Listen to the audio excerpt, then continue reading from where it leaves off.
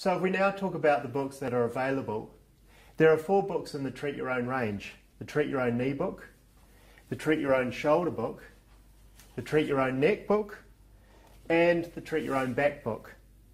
The Treat Your Own Back book has also been put into a DVD as well for your patients that goes through the basis of what the Treat Your Own Back book tells you.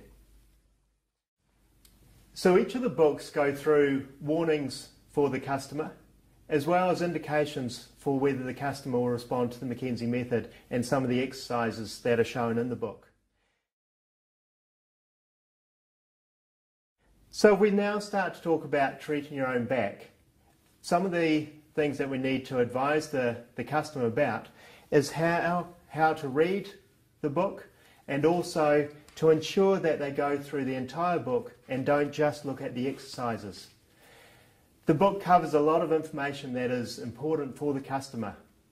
Talks to them about what may cause back pain and how they can avoid back pain and how they can manage their own back pain through the various exercises.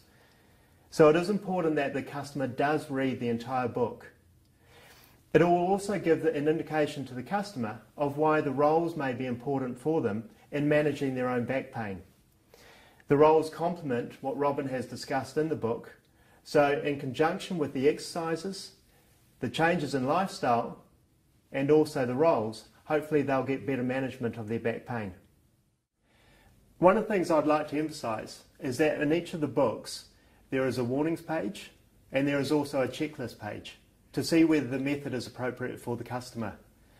The warnings page will go through various signs and symptoms that would indicate that the method is not appropriate for that customer. The checklist page goes through also certain indications of whether the method and the exercises described in each of the books is appropriate for that individual. So if we look at Treat Your Own Back, what Robin has found many years ago was that there are 2 main reasons why people may develop back pain. One of those reasons is the amount of bending that we do in our day-to-day life, and also the amount that we sit. And in most cases, most of us do sit with a slouch position. In standing, our lumbar spine has a nice curvature. In sitting, we reverse that curvature and we have more of a C shape.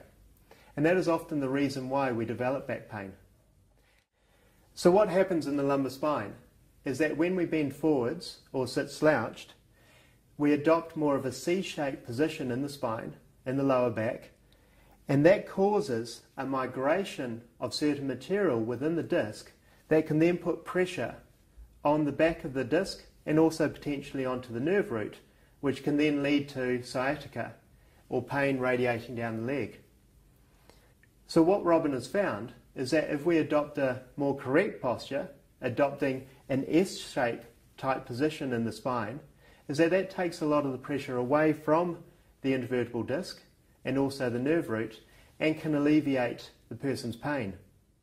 So the book will recommend and go through whether correcting the posture is the ideal exercise to do for the patient, for the customer.